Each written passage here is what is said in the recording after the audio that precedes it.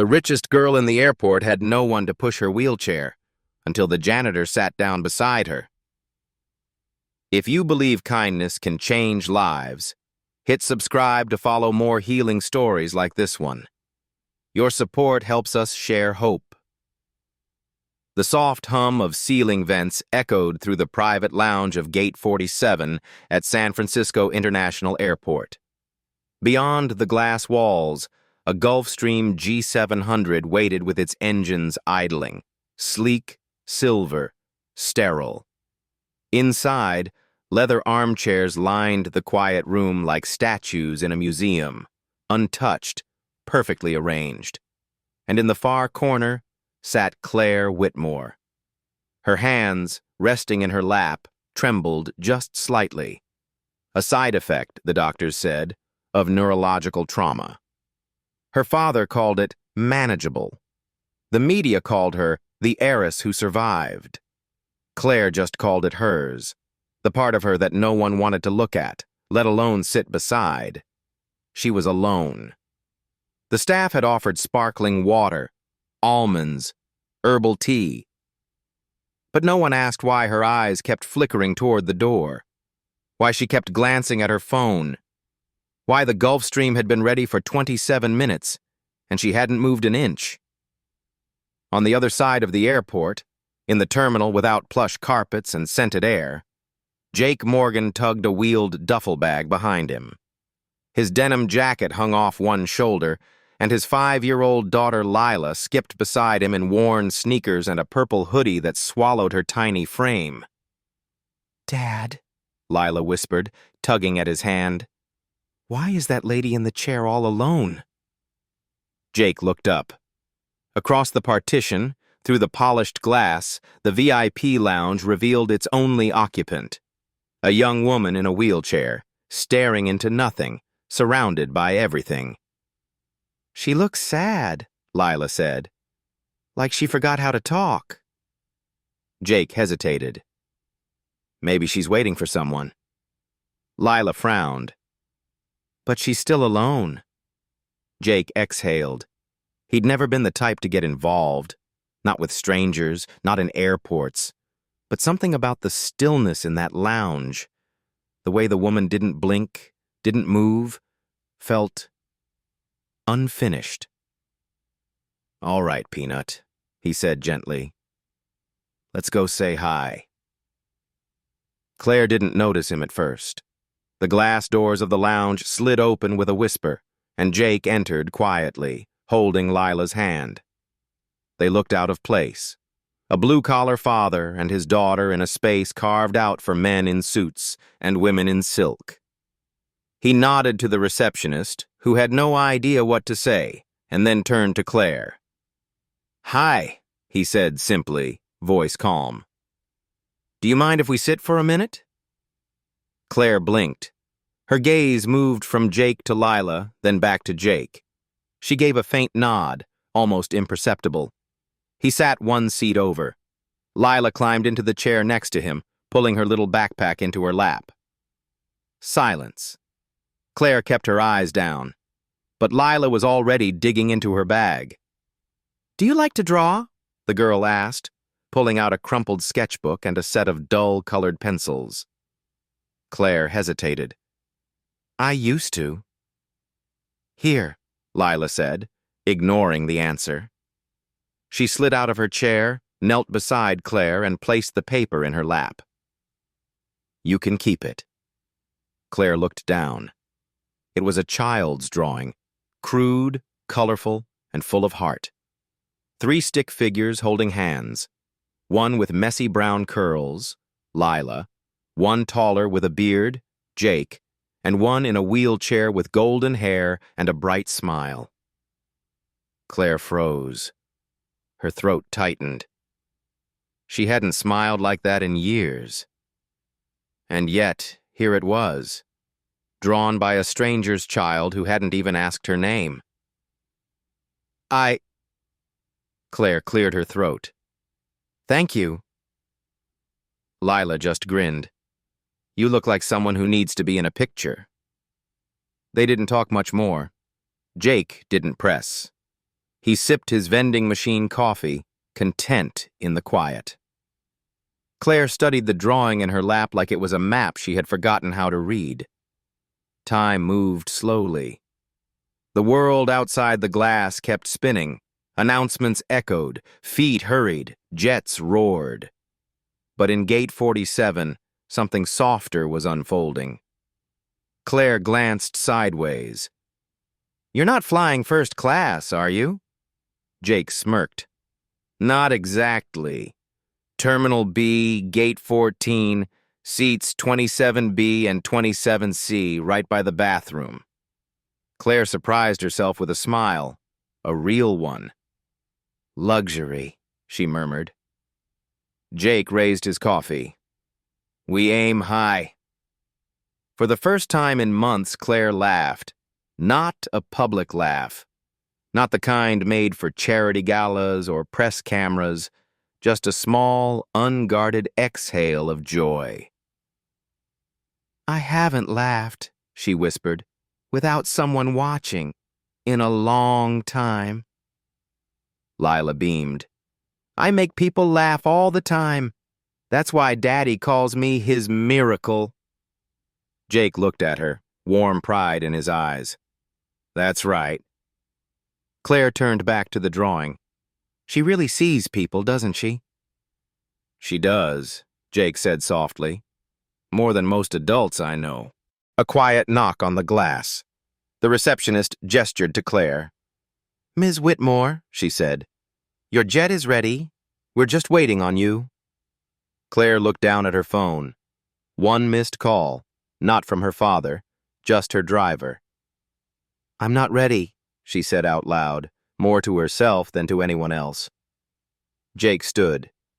"We should probably go too." But Claire didn't move. Lila reached for Claire's hand and squeezed it gently. "You don't have to go yet," she whispered. "We're still drawing." Claire looked at her wheelchair, then the lounge, then the world waiting outside the velvet ropes. "No," she said quietly. "I think I'll stay a little longer." And she did. Claire kept the drawing in her lap long after Jake and Lila had settled back into the lounge seats. The paper was wrinkled and the colors uneven, but there was something in it, something innocent and disarming. 3 stick figures, 3 smiles, 1 wheelchair, but everyone was holding hands. "Do you draw a lot?" Claire asked softly, her voice brushing the air like something waking from sleep. Lila swung her legs. "All the time. I draw when Daddy's on the phone, or when we wait at the laundromat, or when I miss Mommy." Claire looked up. Jake glanced at his daughter, then gave a quiet nod. "Her mom passed away 3 years ago. Cancer. Lila was 2. "I'm sorry," Claire said. She meant it. Jake shrugged, not to dismiss the grief, but because he had lived with it long enough for it to settle into his bones. "Thank you." There was a pause, not heavy, just honest.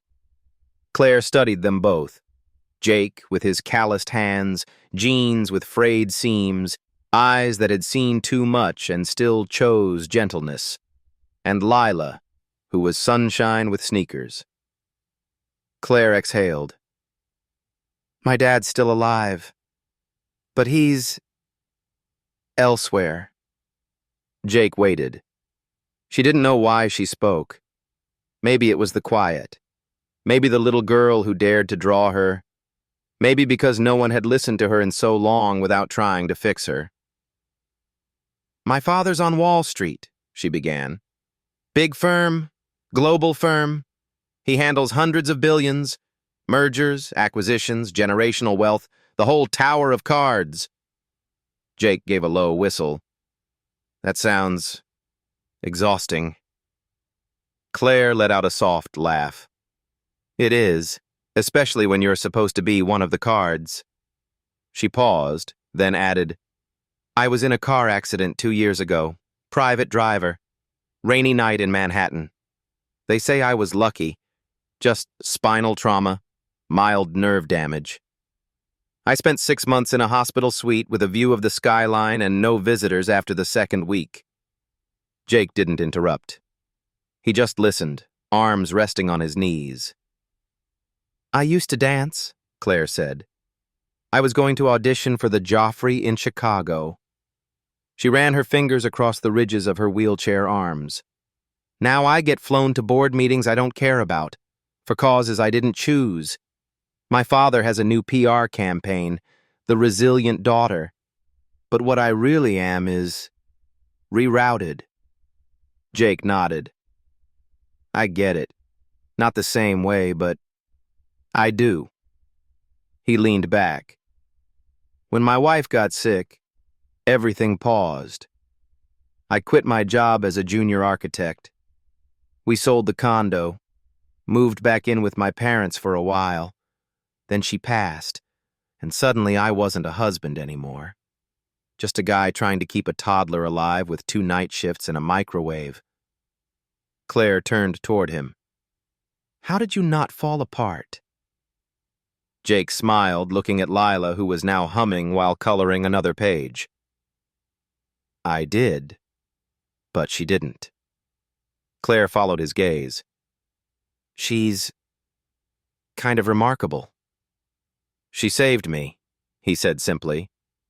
I'd bring home drawings from her preschool cubby, sometimes just scribbles, but they reminded me there was still color in the world. As if on cue, Lila skipped over and held up a new page. Look. Claire took the drawing gently. This time, it was different. Still 3 figures. But Claire was standing. No wheelchair. Her arms were outstretched like wings, and she was smiling with her eyes closed. Jake raised a brow. You gave her legs. Lila tilted her head. She always had legs, Daddy. She just forgot how to use them. Claire stared at the image. Her throat tightened. She whispered, You think I could forget something that big? Lila shrugged. Sometimes forgetting is how we remember. Jake let out a small chuckle. She's 5, but she says stuff like she's 50. Claire looked at Lila. You know, I haven't smiled like that, the one you drew, in a very long time. Lila leaned on her knee. Then you should start practicing. Claire looked away quickly, blinking. Emotion had a strange way of sneaking up when you weren't wearing armor. Jake stood and stretched. Coffee? Claire nodded. I think I'd like that. Jake walked toward the exit. Claire hesitated, then, with a slight push of her hands, rolled herself forward. Lila beamed. You're moving by yourself. I'm trying, Claire said with a soft smile. It's harder than it looks. They followed Jake out of the lounge and into the terminal, passing businessmen in suits, tourists with cameras, and security officers too busy to notice the miracle rolling beside them. At the vending machine, Jake bought 3 cups of machine-brewed coffee. Lila got hot cocoa. They sat on a bench, not far from Gate 14. Claire took a sip. It was terrible. I've had coffee from Paris, Milan, Tokyo, and somehow this is the worst, she muttered. Jake grinned. Ah, the charm of airport cuisine. Claire smiled, then turned serious. Do you ever miss who you were before everything changed? Jake looked at her. Sometimes. But then I remember the old me never had cocoa in a backpack or morning hugs or a reason to leave the light on in the hallway. Claire stirred her coffee. I miss dancing, but I think I miss choosing more. Choosing? Everything's chosen for me now. My travel, my schedule, even the colors of my clothes. She looked down at her white blouse and navy slacks, tailored, expensive, sterile. Every inch of my life is scheduled for someone else's benefit. Jake looked at her, really looked. You know, you can change that. Claire laughed, short and bitter. Can I? Lila cut in, hopping off the bench and twirling. You can choose to spin like this, even if your feet don't work yet. Jake smiled. She's kind of a life coach. Claire watched the little girl dance in place. Something inside her, long silent, stirred. She whispered almost to herself, Maybe I need more crayons. Lila gasped. We can get some. Jake raised a hand. One miracle at a time, Peanut. They sat for a while longer, sipping drinks that didn't taste good, in a place that didn't smell sweet. But somehow, it felt warmer than any place Claire had been in months. The airport kept moving around them, people rushing, announcements blaring, wheels spinning. But they didn't rush. Not now. They just stayed. Together. The screen near Gate 47 blinked quietly. Private Jet Whitmore G700. Status, ready for departure. It had said that for 92 minutes. The crew was waiting, engines idling. The flight coordinator had called twice. The receptionist had tried to politely knock on the glass lounge wall, but Claire Whitmore hadn't returned. She wasn't lost. She wasn't confused. She was sitting on a plastic bench near a vending machine in a dimly lit maintenance hallway, sipping weak coffee from a paper cup with a cartoon squirrel on it. Jake sat beside her, cross-legged, tired, but at peace. And Lila had crawled into his lap, half asleep, head tucked beneath his chin like a small bird in a nest. Claire looked nothing like the tabloid princess who had once graced Forbes covers.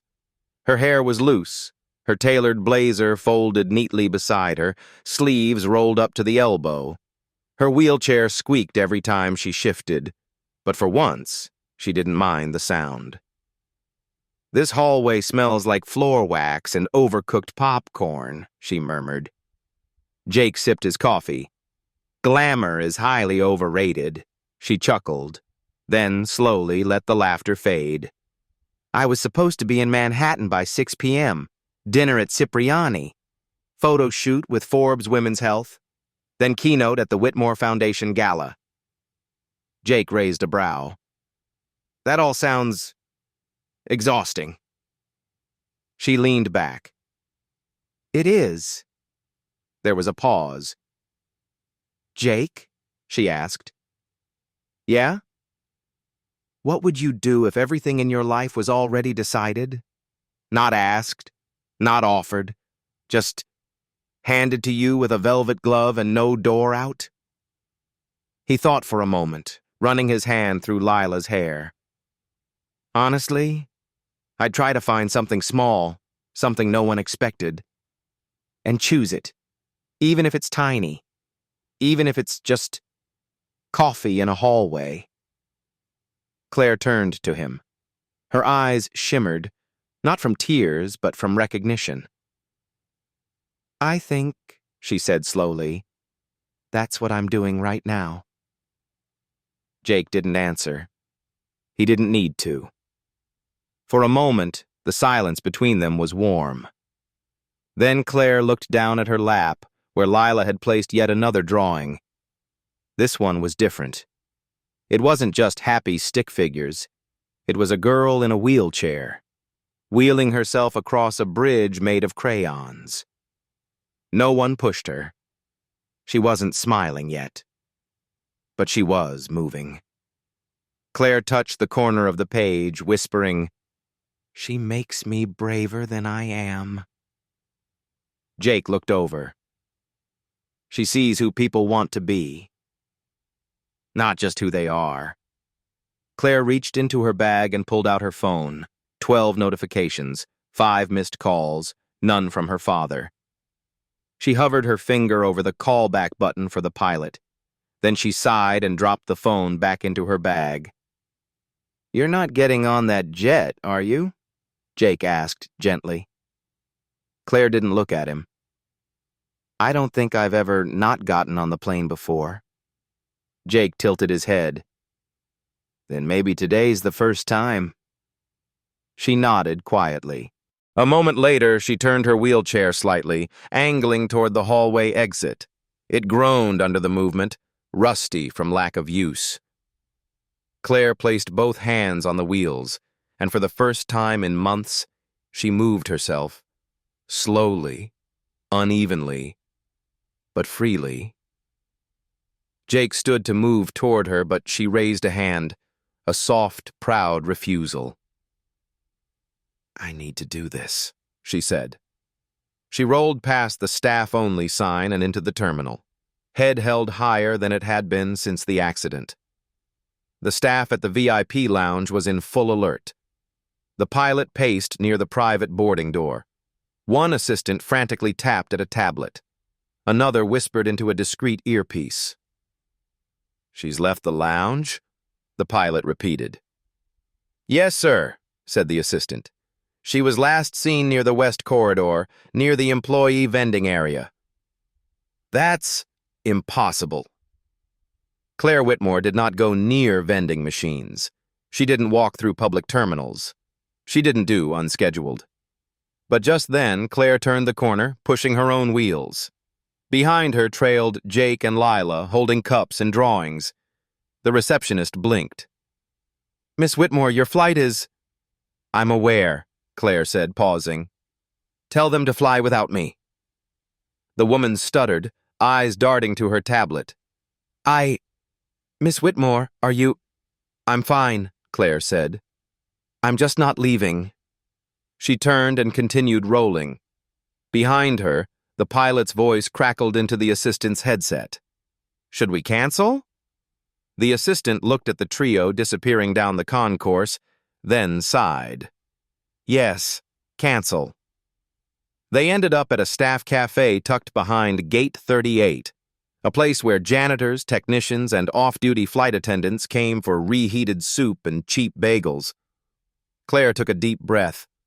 The air was stale, the floor uneven, the chairs mismatched. But there were no cameras, no board members, no velvet gloves, no speeches, just Lila drawing on a napkin, Jake humming an old Johnny Cash tune, and Claire rolling forward to the counter, placing her own order.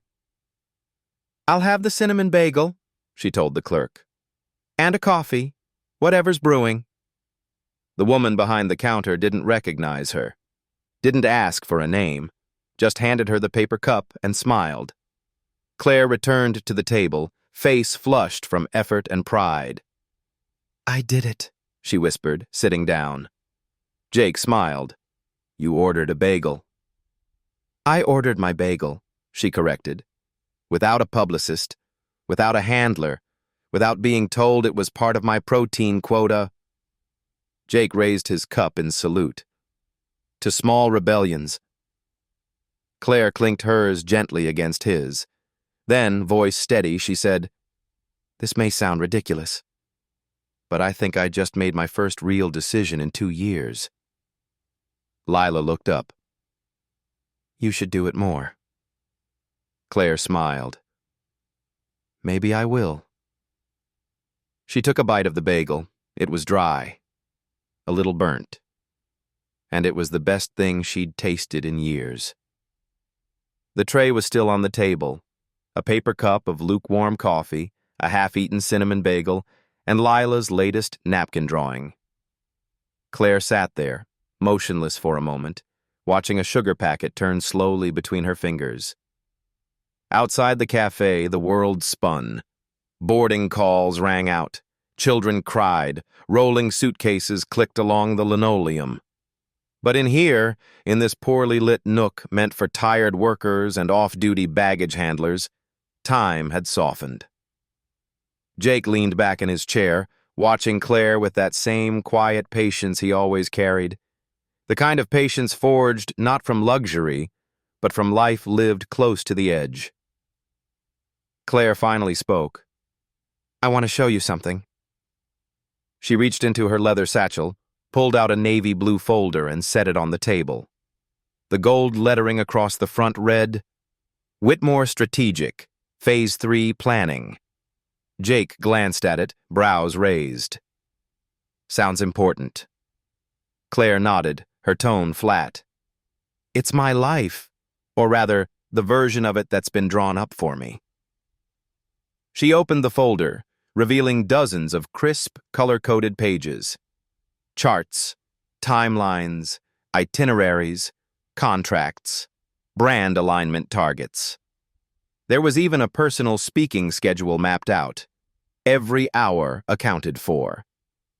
Jake picked up a page labeled Q3 Engagement Strategy, Claire Whitmore's Recovery Journey, and read the bullet points aloud. Scheduled smile appearance at pediatric unit. Viral TikTok campaign. #Claire keeps rolling.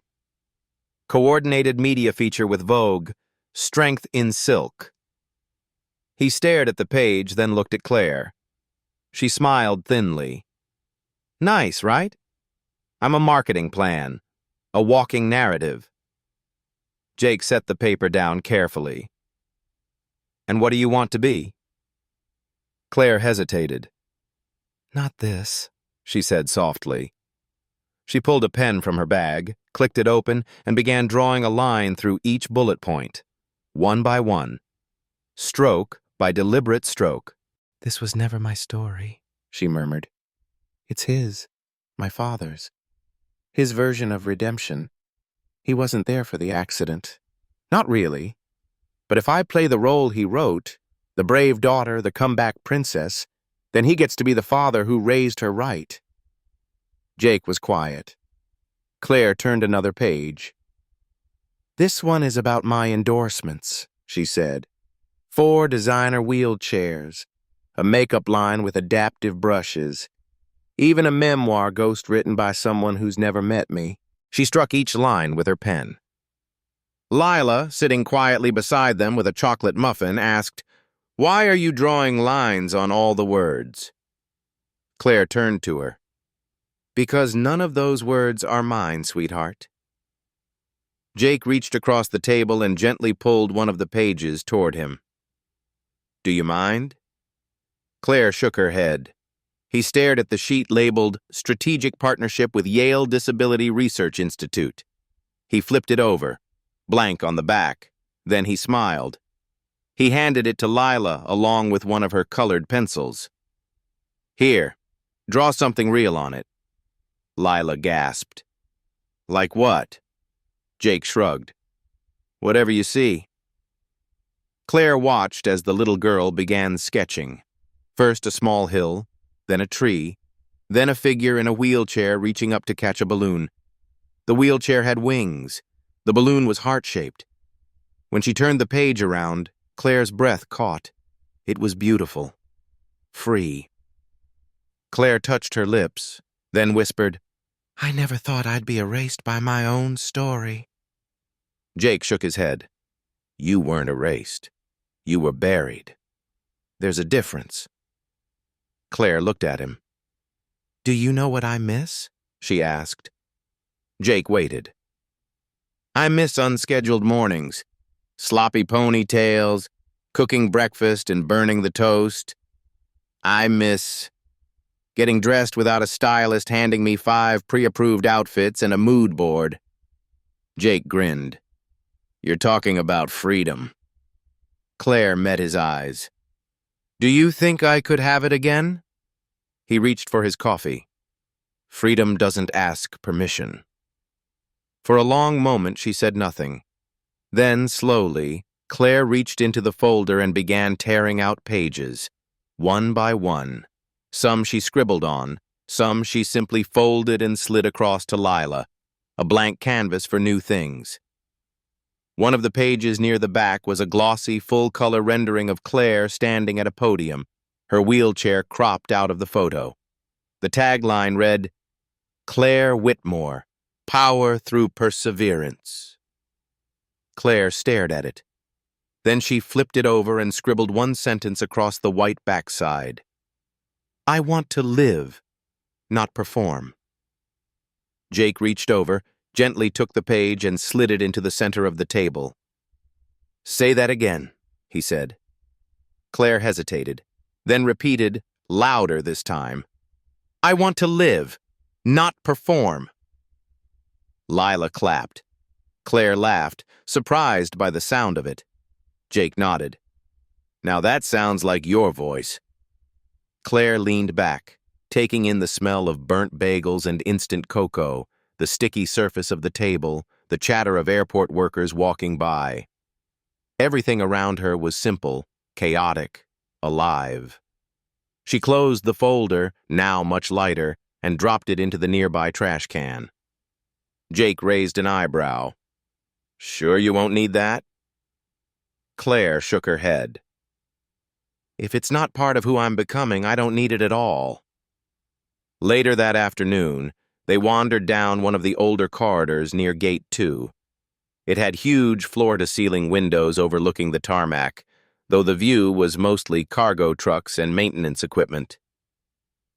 Claire rolled up beside the window, sunlight spilling over her face. She looked out, not up, not ahead, but simply out. And for the first time in a long while, she wasn't searching for anything. Jake leaned on the railing beside her. What now? Claire didn't answer right away. Then she looked at Lila, still clutching the crayon drawing of the balloon. I think, Claire said slowly, I need to figure out what's mine, what's real, and where it all starts. Jake nodded. We can help, if you want. Claire smiled. That's the first real offer I've gotten in months.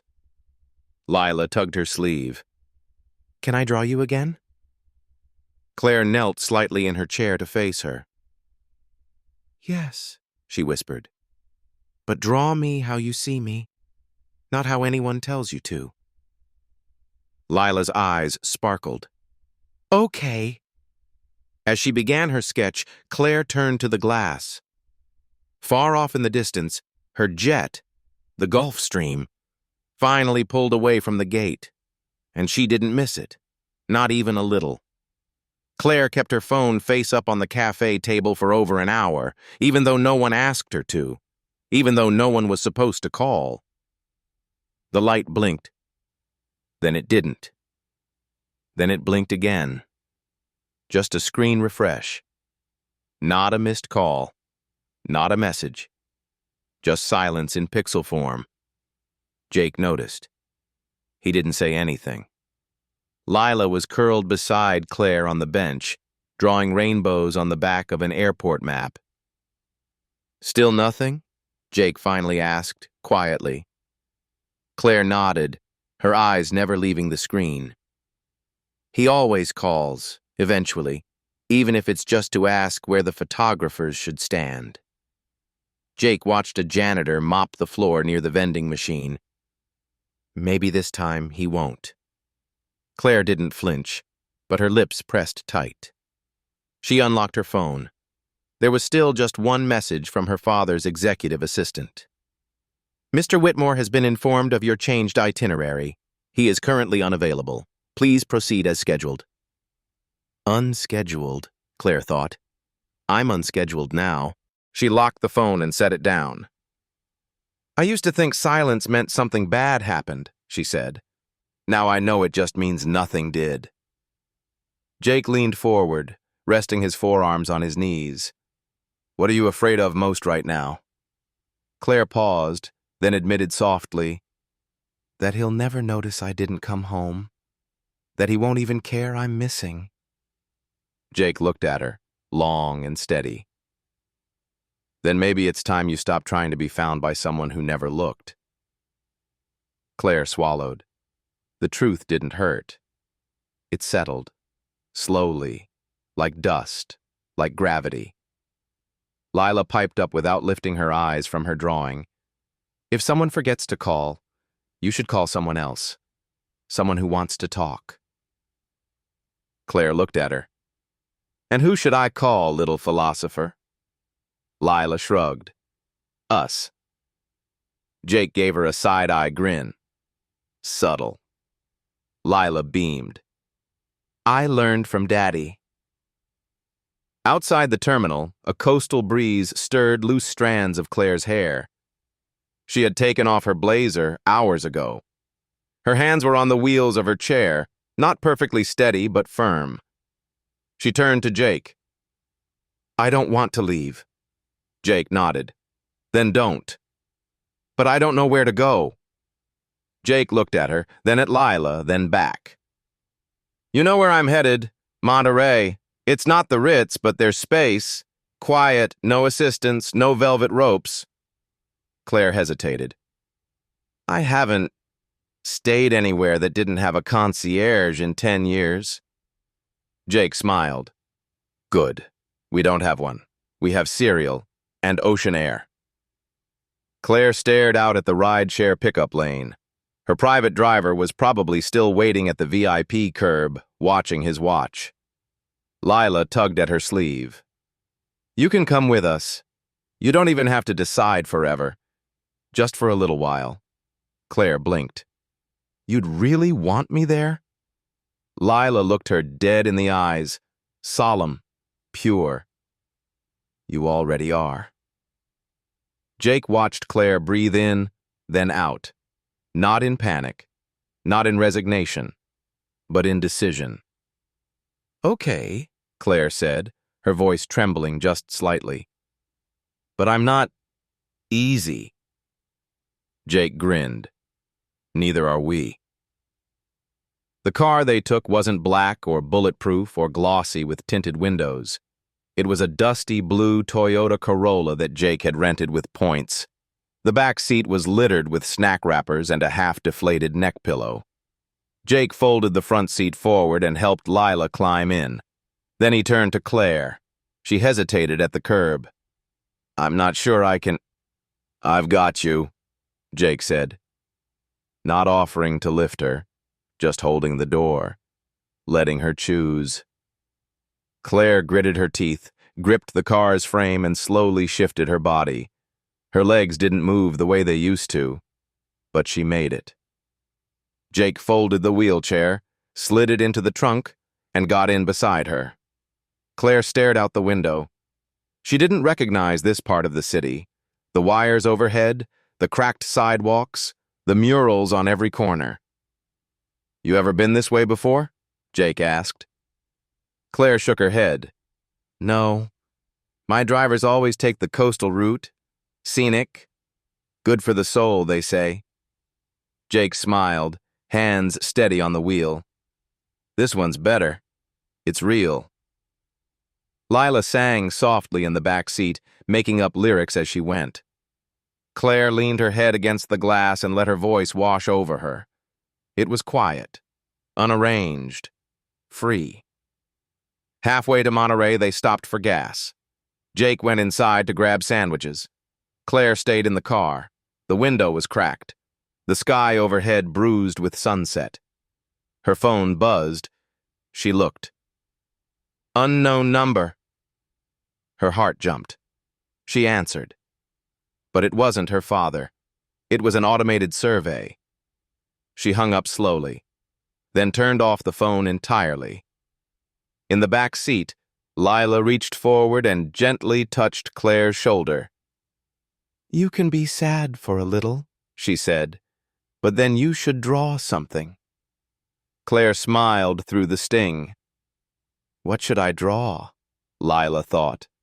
Then said, draw the place you're going, even if you haven't seen it yet. Claire stared at the blank back of a receipt and pulled a pen from her purse. Her hands shook, but she drew anyway.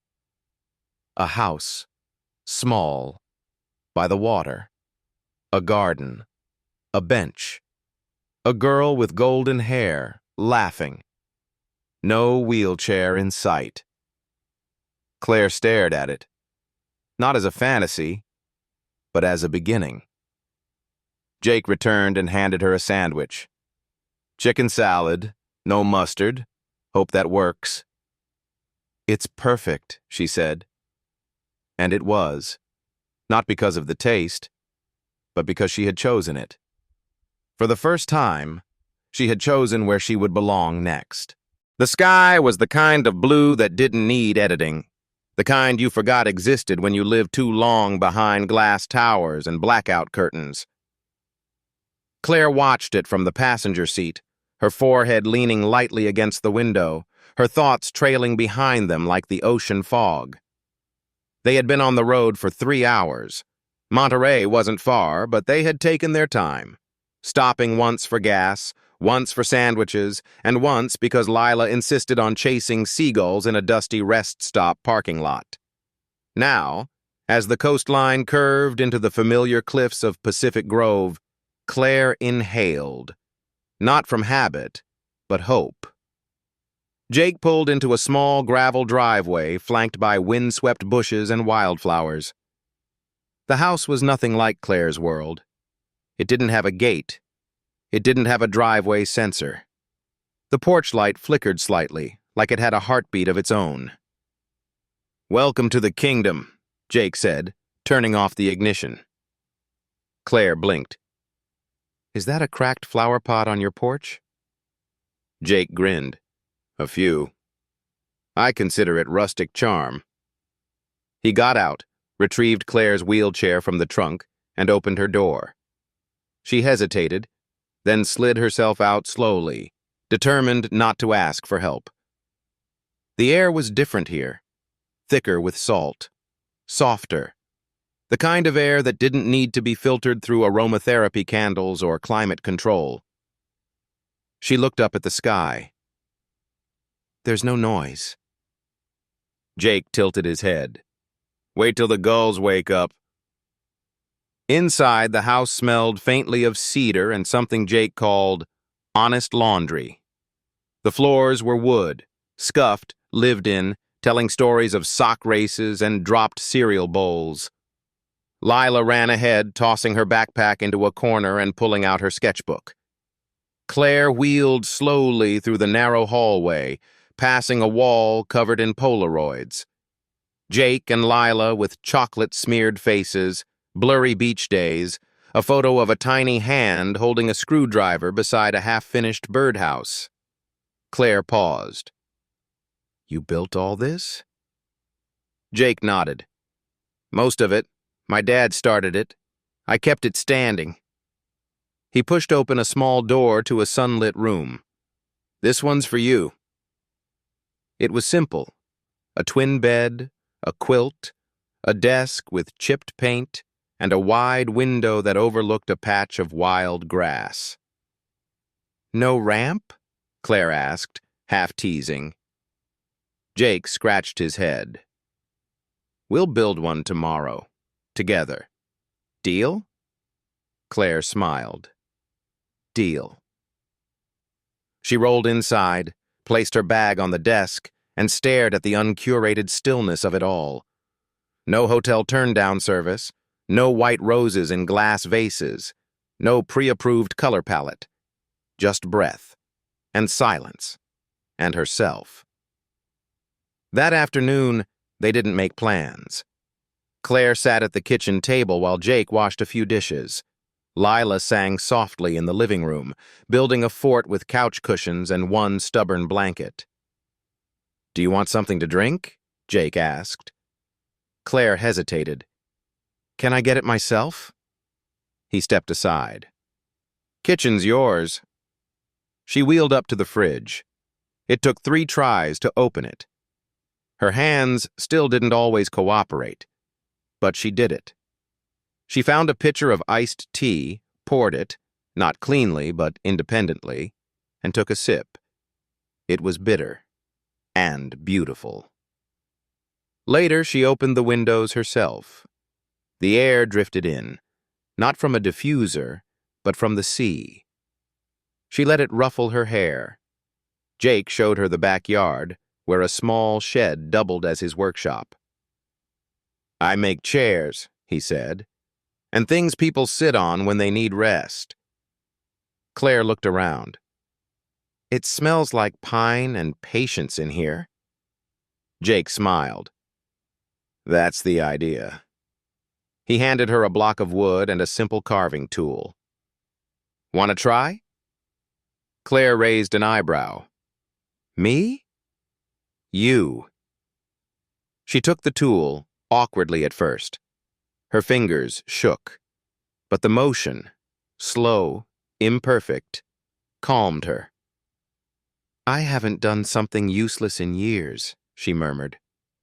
Jake looked up. Or maybe something valuable that doesn't have to prove it. Claire stared at him, then down at the half-formed shape in her hands. A small bird, barely visible, but hers. At sunset, they went to the beach. Claire insisted on wheeling herself. The road wasn't smooth, but she made it to the overlook. They sat in silence, Jake on a rock, Lila beside him, her head leaning against his shoulder. Claire watched the waves crash. I used to think the ocean was too loud, she said. Jake tilted his head. Still think that? Claire closed her eyes. No, I think everything else was too loud. Lila reached over and gently slid her hand into Claire's. Claire startled, then held it tighter. I didn't know where I was going this morning, she said. I just knew I couldn't keep heading where I'd been. Jake nodded. That's more than most people ever figure out. They stayed there until the sky turned amber and Lila began to yawn. Back at the house, Claire rolled into the guest room without help. She brushed her own hair, changed into an old t-shirt from Jake's closet, and lay down without setting a single alarm. She stared at the ceiling and whispered aloud to no one in particular. I don't want to leave. And for the first time in 2 years, she didn't mean her chair. She meant the quiet. She meant the house with no schedule.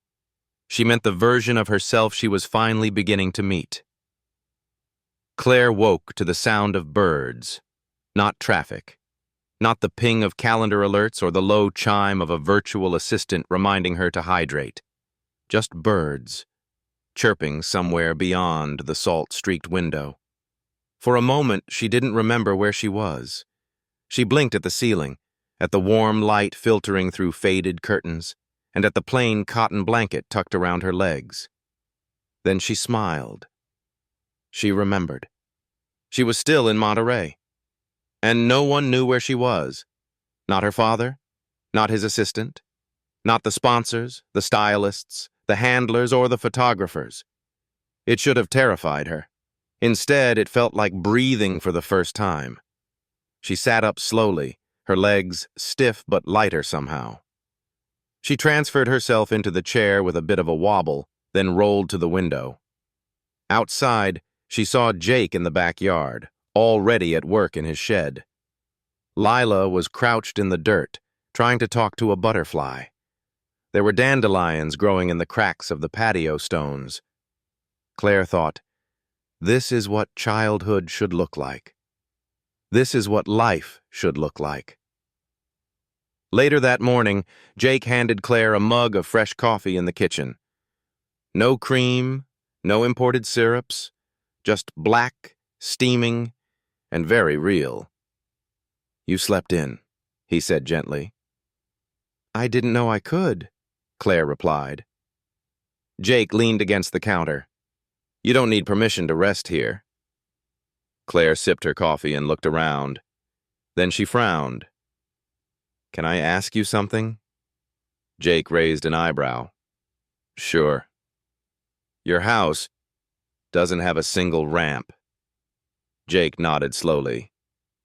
No. It was built before I even thought about accessibility. My dad never needed it. Neither did I. Until... He paused, then looked her in the eye. Until you. Claire studied him.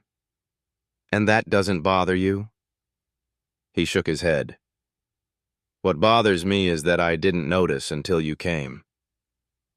She bit her lip, then laughed softly. I spent most of my life in houses that were beautiful but completely inaccessible, like I didn't even exist. I used to think it was because people didn't care. Now I realize it's because they didn't think. Jake stepped closer. Well, we're thinking now. He walked to the back porch and kicked at a loose board. You up for building something today? Claire's eyes widened. Me? Jake nodded. You, me, and Lila. A family construction crew, minus the uniforms. Claire stared out the window, then gave the smallest nod. Okay, but only if I get to use the drill. By noon, the backyard was a flurry of sawdust and laughter. Claire sat on a work stool beside the ramp's foundation. Jake had given her a pencil and showed her how to mark measurements. Her hands still trembled, but they were hers. Lila ran around gathering nails and supervising. Boss lady says you're 2 centimeters off, Lila shouted. Jake chuckled. Well, boss lady can file a complaint with HR. Claire raised an eyebrow. And who's HR?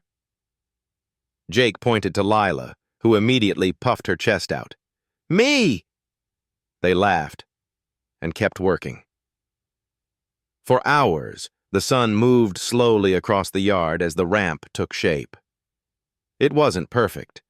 The boards didn't line up like showroom pieces, and there were splinters Jake forgot to sand. But by late afternoon, it stood strong and wide, leading from the grass to the back door. Claire rolled to the bottom of it and stared. Jake came beside her. Want to try? She hesitated, then nodded. With both hands on the wheels, she moved forward, slowly, evenly, and rolled herself up the ramp she had helped build. At the top, she stopped, and for the first time since the accident, she cried. Not from pain, not from fear, but from the feeling of being included, from the realization that someone had built something for her not because she asked, but because they saw her. Jake stepped beside her quietly. You okay? She nodded, wiping her cheeks. You know, when I was 10, my parents redid our entire house in New York. Marble floors, grand staircase, chandeliers from Venice, and when I asked for a ramp to the library, my father said, that won't match the aesthetic. Jake didn't speak.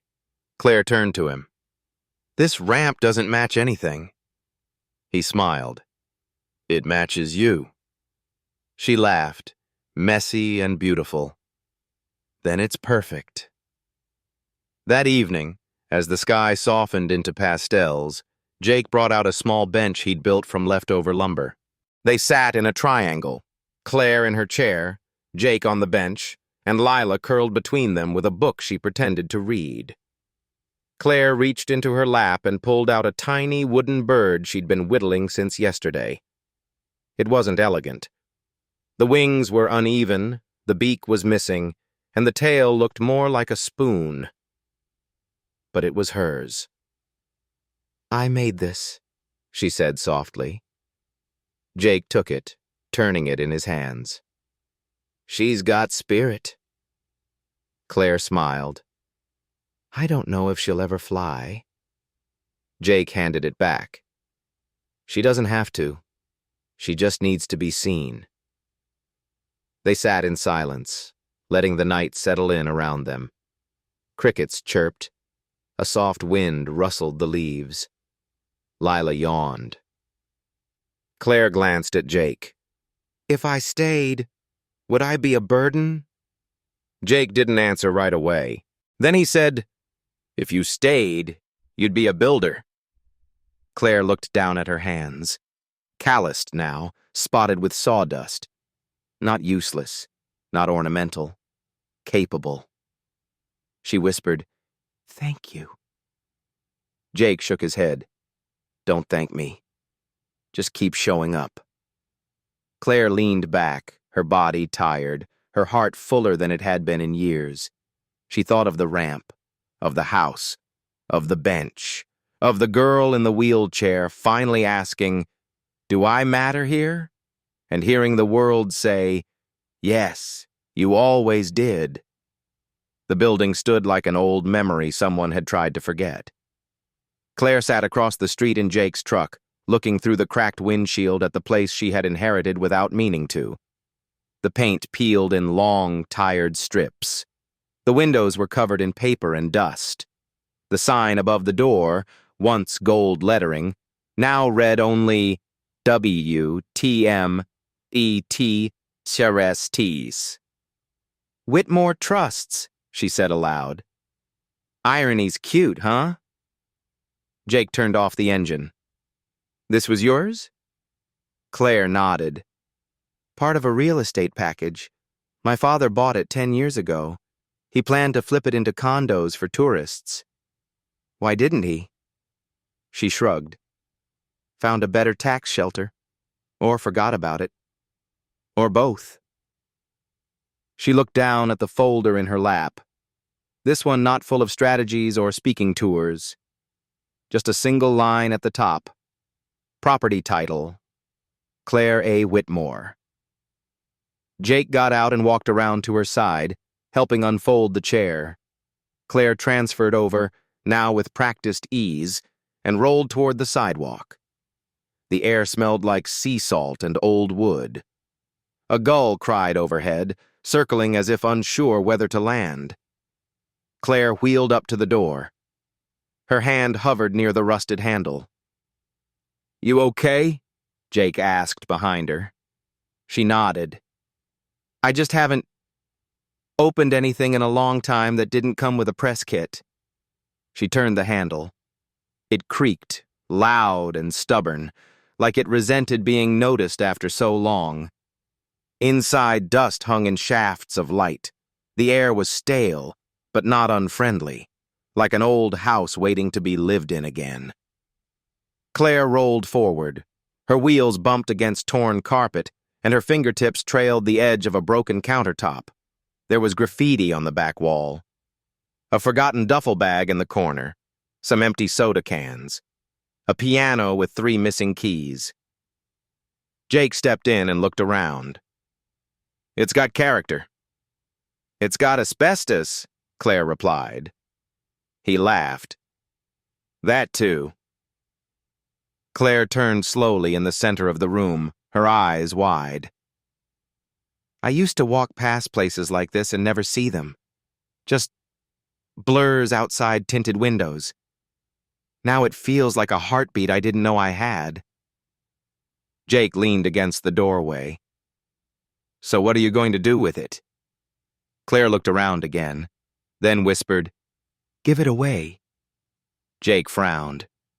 "To who?" She turned to him. "To kids like Lila. To kids like me, who were told they couldn't, who needed art when the world told them to sit still." Jake's eyes softened. "You mean an art center?" Claire nodded. "For kids in wheelchairs. Kids in foster care. Kids who think crayons are a luxury." She wheeled to the middle of the room. "I want to paint this place in every color that was never on my calendar." She looked back at him. "Will you help me build it?" Jake didn't answer. Instead, he turned, walked back to the truck, and came back with a hammer. He held it out. "I thought you'd never ask." They spent the next 3 days cleaning. Lila made job titles for everyone. Claire was chief of colors, Jake was director of loud tools, and Lila, of course, was president of snacks. They swept up broken glass and scrubbed moldy corners. Jake patched the roof. Claire designed layouts on napkins. Lila drew murals on the walls in chalk. Every night they returned home smelling of sweat, sawdust, and something better, purpose. One evening, Claire stayed behind alone. She sat in the middle of the building, her building, watching the dust settle in the quiet. She pulled a folded paper from her bag. Lila's first drawing, the one with 3 stick figures. She smoothed it carefully, then rolled to the front wall and taped it up right in the center where everyone would see. She whispered, "This is where it started." The next morning, she went to City Hall and submitted the paperwork. Whitmore Arts. Hope Center. Nonprofit registration. Purpose: to provide a free space for artistic expression and creative therapy for children with disabilities or from underserved communities. She signed her name. And for the first time in years, the signature felt like hers. Later that week, the 3 of them returned to the center. Jake had bought a fresh bucket of paint. Claire chose yellow. "Sunshine," she said, dipping the brush, "because we've all lived under too many ceilings." They painted in laughter and uneven strokes. Lila got more paint on her overalls than on the wall. Jake tripped over a cord and knocked over a can. Claire accidentally rolled through a paint tray and left bright yellow tire marks across the dusty floor. She looked down at the mess, then smiled. "Let's keep them," she said. "Our own signature." Jake laughed. "You're not just building a center, Claire." She turned to him, flushed and happy. "I know. I'm building a life." By the end of the week, the city inspector stopped by. He squinted at the cracked bricks and exposed beams. Claire rolled up to him in her paint-splattered jeans and wild ponytail. He looked at the application, then at her. "You're Claire Whitmore?" She nodded. He looked around again. "This place is a mess." She smiled. "It's mine." He paused, then handed her the signed permit. "Let me know when it opens. My niece is in a chair. She could use a place like this." Claire took the paper, heart thudding. "Thank you." He turned to leave, then added, "It's good to see someone building something that doesn't make money." Claire whispered, "It makes something better." When he was gone, she looked down at the permit in her hands. Jake stepped beside her. "You did it," he said. Claire turned to him, eyes shining. "No," she said. "We did." The sun rose slow and golden over Monterey that morning, as if even the sky understood. Today was not meant to be rushed. Claire sat in front of the bathroom mirror, hands steady as she pulled her hair into a loose braid. No stylist, no team, no makeup artist fluttering around with palettes and flashbulbs, just her, and a mirror that didn't try to correct her. She wheeled herself out to the living room. Jake was already dressed, denim shirt tucked into clean jeans, tool belt hanging like a memory across his hips. Lila wore a rainbow dress and a glittery headband that made her look like a parade. Claire looked down at herself, a white button-up shirt rolled at the sleeves, paint stains faint on the cuff, and a pendant necklace shaped like a brushstroke. "You ready?" Jake asked, his voice softer than usual. Claire exhaled. "I think I've been getting ready for this my whole life." The streets of downtown Monterey were still quiet when they arrived. The center sat between an old bookstore and a bakery that smelled like warm sugar and fresh regret. Claire stared at the building's new sign, Whitmore Arts Hope Center, each letter hand-painted in soft, welcoming blues. Below it, in smaller script, "A place where no one is left behind."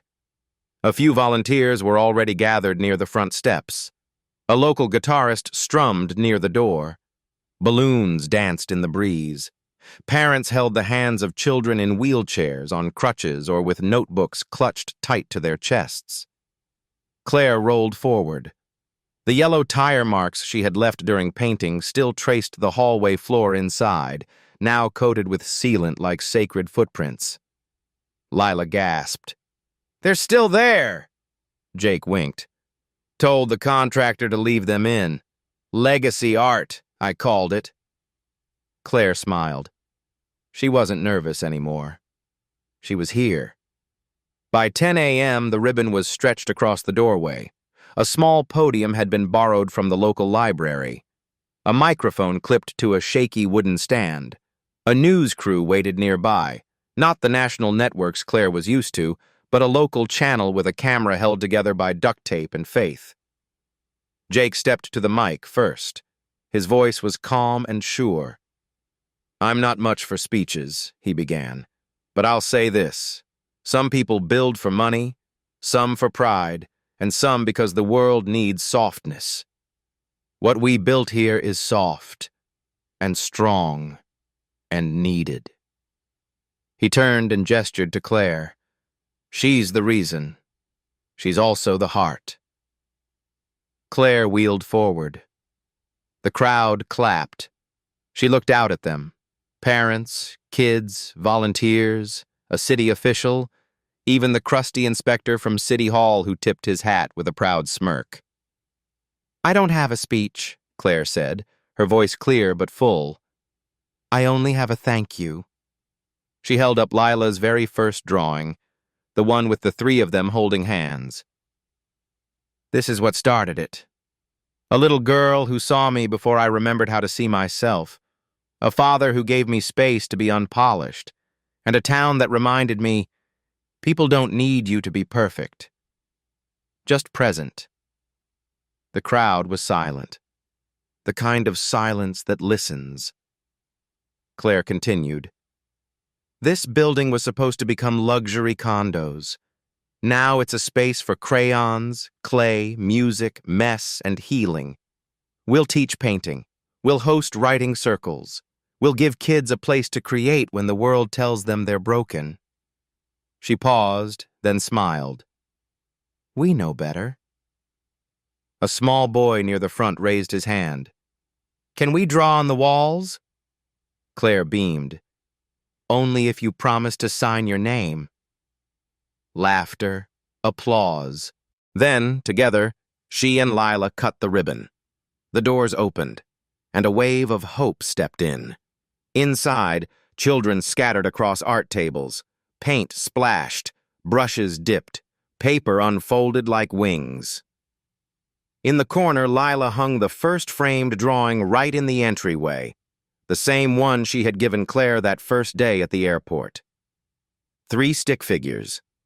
1 girl in a wheelchair, all smiling. Above it, in soft lettering, "You belong here." Claire moved slowly through the room, speaking to parents, answering curious questions. But her eyes were drawn to one corner where a girl no older than 8 sat in a wheelchair, staring at a blank page. Claire rolled to her and gently offered a set of markers. "Want to try?" The girl shook her head. "I can't draw good." Claire nodded. "Me neither." The girl looked at her confused. Claire smiled. "But drawing doesn't have to be good. It just has to be yours." Slowly, the girl reached for a blue marker and began to scribble. Claire watched, not as a founder, not as a benefactor, but as someone who once needed this space too. She whispered to no one in particular, This is what I needed at her age." Jake came beside her quietly. "You gave her what you never got." Claire nodded. "And somehow, that gave it to me too." At noon, the bakery next door delivered cupcakes, free of charge, with messy frosting and plastic toppers shaped like paintbrushes. Lila handed them out like medals. Jake played an old record from his phone. The guitarist joined in. And Claire, for the first time in her adult life, got out of her chair and took 4 shaky steps to the wall. No fanfare, no camera clicks, just her, one hand against the wood, and her legs remembering. She turned to Jake, who had frozen mid-bite. "I just wanted to stand under the sign," she said. Jake stared, wide-eyed. "Claire." She grinned, cheeks wet. "I'm still learning, but I can do more than I think." The children clapped. Lila cried and clapped louder. Claire sat back down, laughing through tears. And the world, for one small hour, felt absolutely right. It was Sunday morning, the kind of morning where nothing needed to happen. No speeches, no ribbon, no spotlight. Just warmth, and the sound of seagulls squabbling somewhere out near the wharf. Claire sat on the back porch of the center she had built. No, become. Her hands curled around a ceramic mug that didn't match any other mug in the building. It had a crack down the handle and a smudge of blue paint across one side. She liked it that way. Across from her, Jake nursed his own coffee. His boots were kicked off, toes in the grass. Lila was lying in a hammock nearby, humming a song she'd invented that morning about flying chairs and talking markers. Claire took a sip and leaned back. You know what's strange? Jake looked up. Other than our CEO painting the ceiling by flashlight last night? She smirked. That. And I used to think I needed a flight schedule to feel alive. She gestured to the mug in her hands. Turns out I just needed bad coffee and people who don't expect anything from me except me. Jake raised his cup. To low expectations, she grinned. To honest ones. They clinked their mismatched mugs together. The sound was uneven and soft, like everything good in her life lately. Lila jumped down from the hammock and ran to Claire. I drew something, she announced proudly. Claire set her coffee down. Show me. Lila handed over a fresh sheet of paper. On it were 3 figures. Not stick figures this time. They had faces now, details, texture. Claire in her chair, smiling, yes, but no longer alone. Jake beside her, holding a paintbrush, and Lila standing between them, arms outstretched, wearing a paper crown. Above them, a banner floated in crayon sky. Family. Claire blinked fast. She whispered, That's us? Lila nodded. Yeah, you're not just our friend anymore. Jake leaned in. She's been planning this all week. Claire stared at the drawing. Then she whispered, I didn't know I could still belong in one of these. Lila hugged her waist. You always could. You just forgot. Jake's voice was quiet. We remembered for you. Later that day, they walked, or rather wheeled and wandered, down to the old cafe where Jake had first taken Claire weeks ago. The machine-brewed coffee was still terrible, the floor still sticky. But the woman behind the counter had added a new sign above the register. The coffee that started it all. Claire laughed when she saw it. No way. The woman winked. You're local legend now. People say you gave up a jet for one of our cinnamon bagels. Jake nudged her. You didn't give up a jet. You chose a life. They sat at the same table from that first day. Lila drew on a napkin. Jake sipped his drink. Claire traced the rim of her mug and thought about how strange healing could be. Not loud, not theatrical, but slow and true, like wood smoothing under years of touch. She pulled a small envelope from her bag. I signed the final deed transfer this morning, she said. Jake looked up. The center? Claire nodded. It's officially a community trust now. Nobody can sell it. Not even me. It belongs to Monterey, and the kids who will find themselves inside those walls. Jake exhaled. You're really not going back, are you? Claire shook her head. Back to what? She looked out the window. To being curated? Branded? Spoken about in press rooms by men who don't even know my middle name? She smiled. No, I'm not going back. I'm going forward. That evening, they returned to the center for one last, quiet moment before the start of a new week. Claire rolled through the gallery hall where children's artwork now hung on handmade hooks. There were paintings of dragons, flowers, broken hearts, hopeful skies. Some were messy, some magnificent. All were true. In the main room, under soft yellow light, Lila hung her newest drawing beside the first one. It showed Claire standing, not as a miracle, but as a moment. Her arms open, the wheelchair drawn behind her, not erased, just included. Jake stepped beside Claire and handed her a folded sheet of paper. She opened it. It was a photo, printed on plain paper, of her standing during opening day. Beneath it, in Jake's handwriting, "You never needed a stage. You just needed space." Claire stared at it. "Why does this feel bigger than everything else I've done?" Jake smiled. "Because this one is yours, not your father's, not the foundation's, not Wall Street's." He looked at her. "Just yours." That night, on the front porch of Jake's house, Claire curled up in the wooden chair she had helped build. The stars were out. The ocean whispered beyond the hill. Lila sat on the steps with a flashlight, reading a story aloud. Jake leaned in the doorway, arms folded. Claire looked around. At this quiet life she never planned. At this imperfect family she never expected. And she whispered, "I didn't miss the flight." Jake raised an eyebrow. "No?" She shook her head, smiling. "I think I just caught the one that mattered." They sat in silence, the kind only love understands.